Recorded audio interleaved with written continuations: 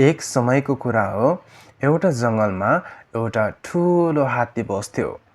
हात्ती निकै बलियो थियो र आफूलाई जङ्गलको सबैभन्दा ठुलो जनावर ठान्थ्यो। एक दिन हात्ती खोलामा पानी पिउन गयो। त्यहाँ हात्तीले एउटा सानो ब्याकुतो देख्यो।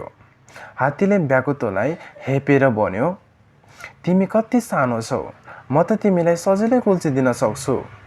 ब्याकुतोले हात्तीलाई जवाफ दियो, म सानो भए पनि तिमीभन्दा कम छैन। हात्ती रिसायो र ब्याकुतोलाई मार्न खोज्यो। तर ब्याकुतो फुत्त उफ्रिएर हात्तीको पाउजबाट टाढा भयो। हात्तीले ब्याकुतोलाई समात्न धेरै प्रयास गर्यो तर सकेन। अन्तमा हात्ती थाकेर हार मान्यो।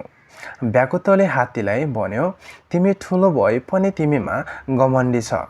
घमण्डी मानिसलाई कसैले मन पर्दैन भए पनि तिमीमा घमण्डी छ।